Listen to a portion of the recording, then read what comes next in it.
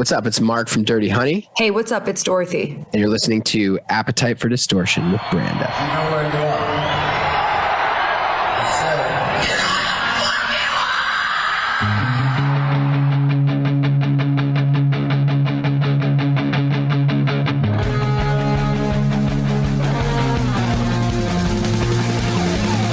This is Appetite for Distortion.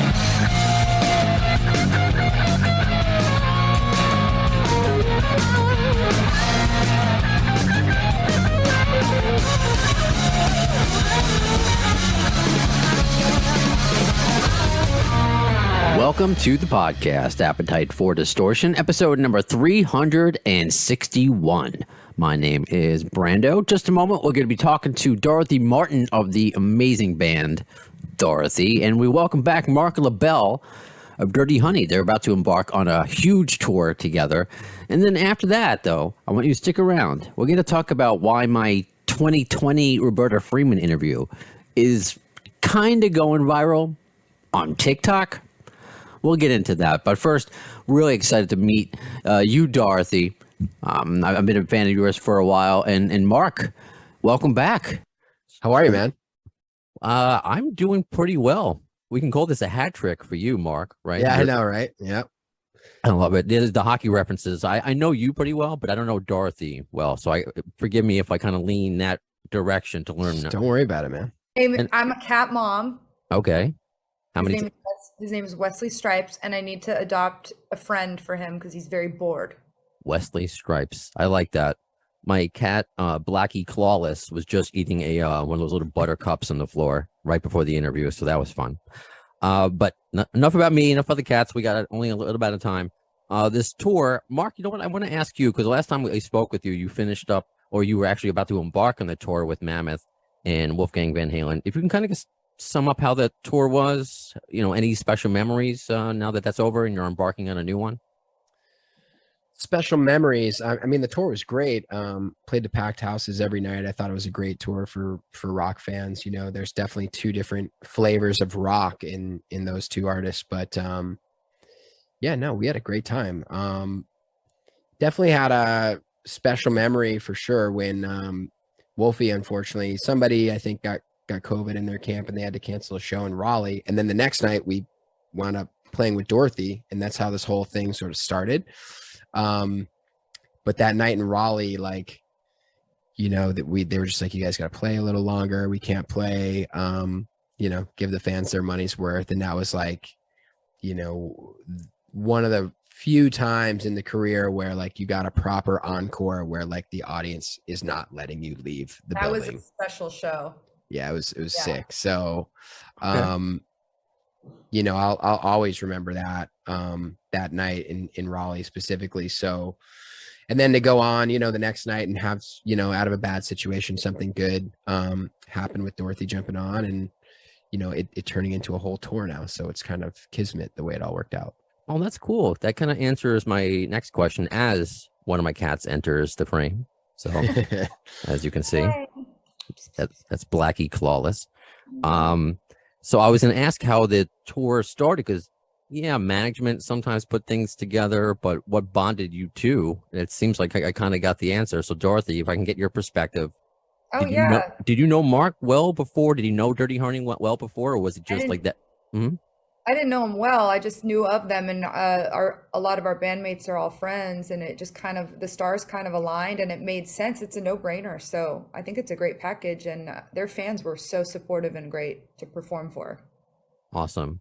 I believe I asked Marc and Wolf this, so I'll kind of gear it towards this. Dorothy, do you have a favorite Dirty Honey song? And then I'll ask Marc a favorite Dorothy song. So I get California Dreamin' stuck in my head often. Mm. Nice. His voice is it just cuts right through everything. It's so good. Thank you. Mm-hmm. Yeah. And for me, I tend to favor the more soulful bluesy stuff. So Flawless, the first time I heard it, I actually saw a video of you performing it on, I think a morning show or something somewhere.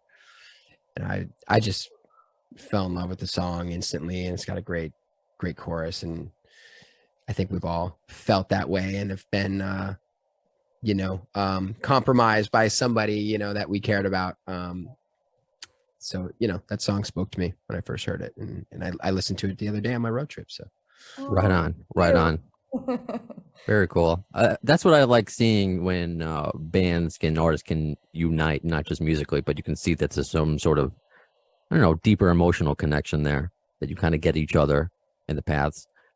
This is actually a question that comes from a listener. This is from Blue Jean Baby. I'm sure not her real name. She's from Denmark. Would like to know from Dorothy about her musical influences. So good to hear a badass woman in rock again.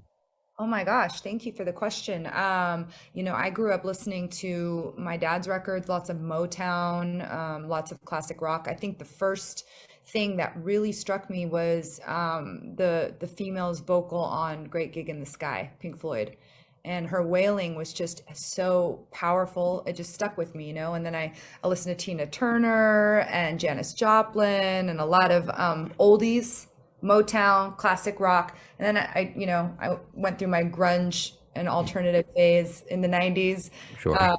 So there's a lot of influences in there. I think Steven Tyler is one of the most exciting rock front people and vocalists alive. And he's an Aries like me, so he's like super cool. Sorry, I'm a Virgo. I don't know what that means to you. I have no idea what it even means, but he's great. And it's exciting to see, my generation, a lot of us doing this and people loving it. And it's like we're a big family, one big happy family. Mm-hmm. Super cool.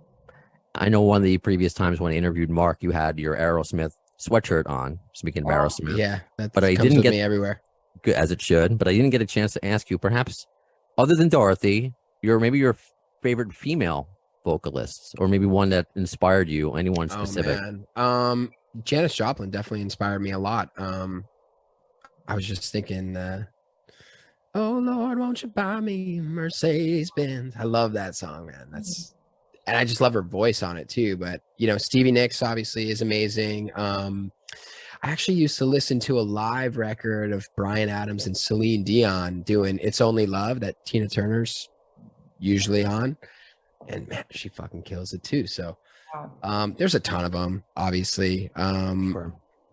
Stevie Nicks is the big one though. Again, on my road trip, that was like, just went down a deep Fleetwood Mac dive a few days ago. So she's like fresh in my mind right now. Yeah, she's got that smoky lower register. Her vibrato is kind of fast. Yeah, but it's soothing. Janis Joplin was a huge influence on Steven Tyler, and who's obviously a big influence on me. So I guess like inadvertently, that's like directly like woven into my being.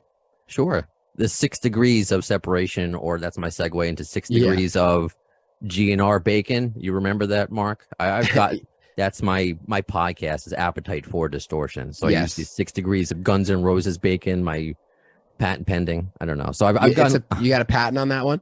It's in the mail. It's in the mail. So I know we have a short amount of time. I've spoken to Marc about your experiences, and hopefully when you're on a fourth time. But Dorothy, do you have any connections, either GNR? Have you met any of the guys, or perhaps just a fan, seen them in concert? Anything GNR related you could possibly share? Yes. It's out there on the internet. I dated the guitar player a long time ago who's no longer in the band. That didn't work out too well. I got to go on the road with them and just kind of see how it all worked, and made Axel a margarita, and we had fun at their after parties. It was cool. Oh, okay. I grew up listening to them, and I absolutely love the production on Welcome to the Jungle, and I think I'm doing something soon here with Mike Klink, so that's a huge honor, and what a great record, just iconic. Well, ask him to do my podcast, please. I'm glad you did. And you know what, because I'm not a gossipy person, I had no idea about the dating thing, so I won't deep dive into it, but just tell me it's not Buckethead, right? Oh, it's not Buckethead, and I wrote a song about it, and it's called Flawless. Oh, nice. You know what? Next time I'll ask you about that. It's my Taylor Swift moment, but I'm not petty, so. Okay. She's publicly giving him, Okay. I'm going to do more. I was so focused on the tour and everything, so I didn't even deep dive into that. So hopefully I get you back on again, Dorothy. We could talk more about I would love maybe to. that. More about cats, though. Yes, I would love that. Cats and coffee. Yeah. Well, I have my Ninja Turtles thermos here. That's all I can do. Fill it with water. That's the best I can Nice. do. Nice seeing you again, Mark. Very nice meeting you, Dorothy. Me, you. Take care. Be good. You too. Bye, Kitty. Bye, Kitty, she says. Bye, Dorothy. Bye, Mark.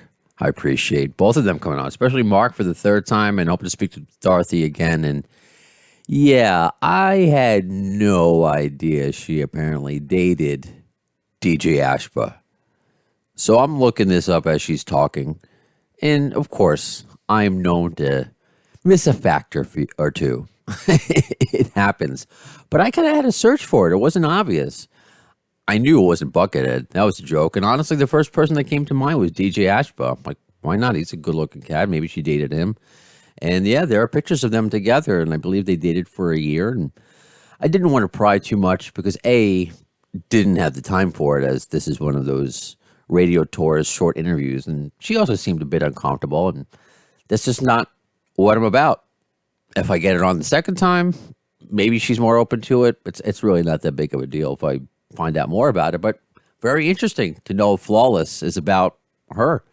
I posted that on Facebook as I'm recording this and seeing and wondering if you knew this too. And many of you, as I'm posting this on social media, on Facebook, on Twitter, you were not aware either. Some of you who are Dorothy fans, who are aware and know and like that song, had no idea it was about DJ Ashba. So that's pretty cool to find that out now. And I didn't post it on TikTok because, well, I'm not on TikTok. I know I mentioned it earlier that, well, I'm kind of almost viral-ish on TikTok. I know I feel silly talking about it. You're probably laughing too. TikTok, it's a thing. It exists. My wife uses it, but even though she's a dance teacher, she's not on there doing silly dances. She's watching DIY stuff, how to propagate plants, things that are abroad, kind of useful things. She's like that commercial. I learned it from TikTok. She's one of those people. That's okay. But there's also certain trends that go viral that you may be aware of that make the news. Usually kids doing stupid things like eating Tide Pods or just dumb things. I thought about getting a TikTok just to be in with the kids, but no, it's not for me. However, there was a viral TikTok that kind of caught my purview because it went viral and it started making the rounds of the rock news stations and well, even bigger places like Newsweek and what was the one that just shared it and they actually gave me credit? Unilad. A big website actually mentioned me. So if you're not familiar with the story, and some of you are just catching up, and if you know what canceling is, look, it's a trend. I understand there are certain things that need to be canceled, right? Harvey Weinstein, Bill Cosby. I use the example of Morgan Wallen, and there's like nuance there. You know, did he use the bad word towards somebody? And well, his fans spoke up. You know, the society tried to cancel him. His label dropped him, and his fans didn't care. Sells out tickets, sells albums. One of the most successful country artists in America, despite trying to be canceled. So it's saying the word canceled.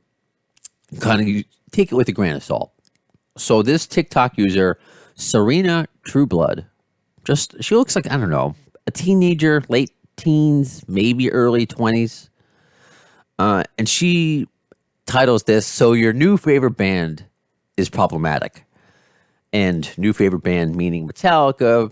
Metallica not new, but new to a lot of people because of another story that trended because they were in Stranger Things.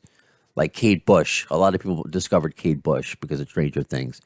Even Guns N' Roses to an extent because of Thor.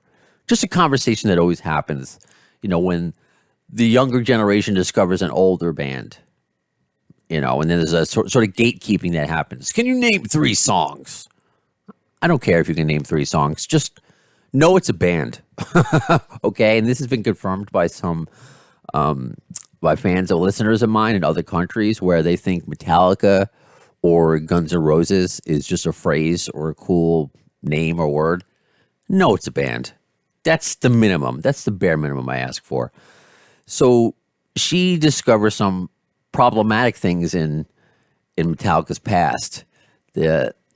Here's one example she gives. And starting off with a bang, there is their anti-Semitism. First, there's this picture of Hetfield and Ulrich doing a Nazi salute. We know that picture went viral. I just think there was a time, to use a Guns N' Roses pun, where, I mean, you look at some old Mel Brooks movies. I mean, I'm watching Seinfeld. They're making Hitler jokes. It doesn't make them Nazis. I saw an episode of The Golden Girls the other day that would be offensive by today's standards. The Golden Girls. Are we going to try to cancel B. Arthur? We're not going to cancel Betty White. I mean, it's like there's nuance here. But anyway, she continues by using this clip of mine from my 2020 interview with Roberta Freeman. Next up, there's some more racism. And I heard James say about Ice-T, because Ice-T was supposed to join us on the tour. He said, I don't want to share my stage with a N-word. And that story's even corroborated by Axl Rose himself. Doesn't give me credit. I appreciate my wife, who, again, uses TikTok, leaving a message in the comments saying, that's my husband, put a link to it. And whether they found it that way or others, so there have been more people that have discovered my interview with Roberta Freeman from a couple years ago, which is great. That's kind of the whole point. I feel like there's still so many people who don't know about this podcast, that we've done so many amazing interviews. So I always say this, the conversation continues in between the broadcasts. So if this is the first time you're hearing about this TikTok thing, you're missing out. I've been talking about it on social media. You're missing out. And the same thing with YouTube. I'm always posting old clips, kind of refurbishing old interviews, things you may have missed, things you may have forgotten. And that's what happens. So it's not even like people are sharing the specific Roberta Freeman interview. They're sharing that specific clip, which I find very interesting. And what's also interesting is there are some people getting mad at me for doing that. It's saying Roberta is lying. That is bullshit. Really? Why would she make this up? If you listen to the interview, she was afraid to mention this, that she might lose work. Oh, it happened 30 years ago. Well, think about what happened 2 years ago. It was the height of the Black Lives Matter movement. There was all social justice unrest. And here's Roberta Freeman, a black woman, seeing all this stuff about Metallica in her face every single day. And she felt she needed to say something. We spoke about it off the air before we spoke about it on the air. Things that we both were either A, uncomfortable talking about, or B, comfortable talking about. Like, I didn't want her using the actual N-word. The point could be gotten across. I just didn't want that on my broadcast, and she understood. It would have made me uncomfortable, and she almost slipped in the clip. That's why we kind of laugh when she's like, she almost slipped and said it about what James Hetfield said about Ice-T. But there are people like defending James. Look, you weren't there. Roberta was there. I'm sorry. James said this. But within our conversation, I mean, who is the same person they were 30 years ago?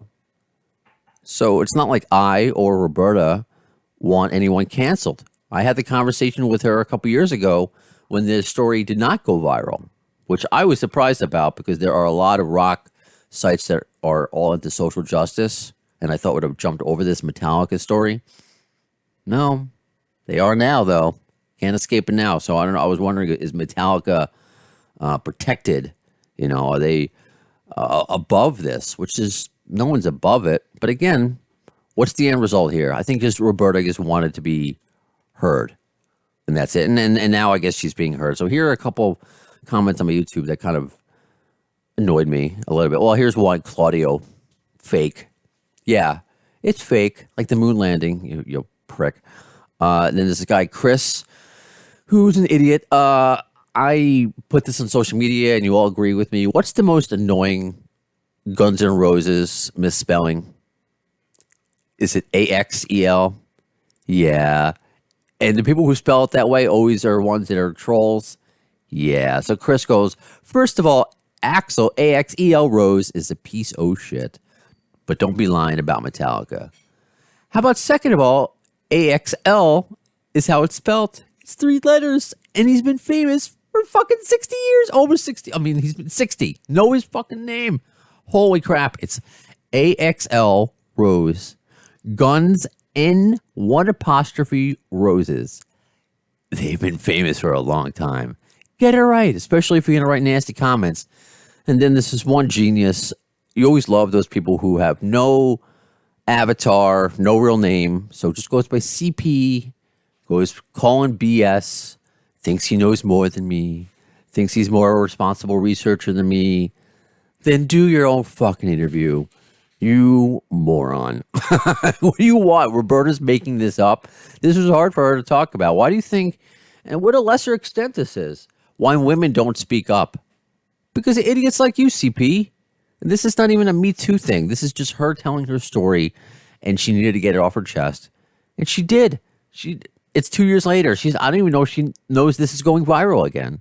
She's not thinking about this. She's making music. She's touring with Pink Floyd cover bands. She just won the John Baptiste, the band leader for Stephen Colbert. He's a musician, obviously, and he won the album of the year for the Grammys. And she was on that album. So she won. She's one of the people that won album of the year last year. So she's not even thinking about this now. She got the story off her chest. So it's just, you got to take all these things into account. It's just people like, hey, you know what? I hear these things about James. I'm just going to attack the person who posted it. I'm going to attack the person who said it. And I got to flip it. Like, what if someone said this about Axl? And how do I feel about 1 in a million? Well, I've had those discussions, including with Roberta. And it's like, you know what? My thought of, hey, Axl doesn't really mean saying those words. He's using it in a creative sense. But Roberta, being a black woman, I of course, listen to her and her perspective. She's like, well, maybe, yeah, I get that he's not, because he was one of the nicest people ever to me. Love Axl. But perhaps he shouldn't have still used those words because they're still offensive to a group of people. Okay. That's it. I'm not going to argue with her. That's her opinion. And that's fine. And I kind of, I get it.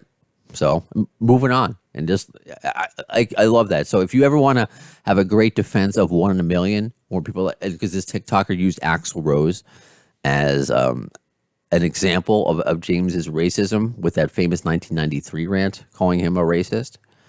And you're like, oh, what about Axl and 1 in a million? Go to my YouTube. There's a compilation, AFD Selects, that says the 1 in a million defense. There are clips with Roberta Freeman, Tracy Amos, and Ernie C. from Body Count saying that Axl is not that guy and talking about that song. So I think that's a great defense to anyone who doesn't think. Again, people who don't know Axl Rose are saying these things. And you know what? I don't know James Hetfield. This is Roberta Freeman's experience. I can't tell her anything. I'm a Metallica fan. I'm rooting for James, especially me being sober from alcohol now in his battles. So my heart goes out to him. I'm glad he's doing well now. So these are the conversations that we should have, right? That's what I thought. So I'll pretend you're agreeing with me. So that does it for this episode of Appetite for Distortion. Okay.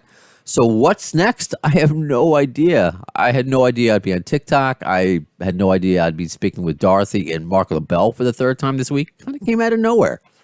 So stick around. Yes, of course, subscribe, follow, see when the next podcast is going to drop. But as I mentioned, you miss a lot if you're not on social media. Even TikTok. So when's the next episode? In the words of Axl Rose concerning Chinese democracy, you'll see it. I don't know if soon is the word.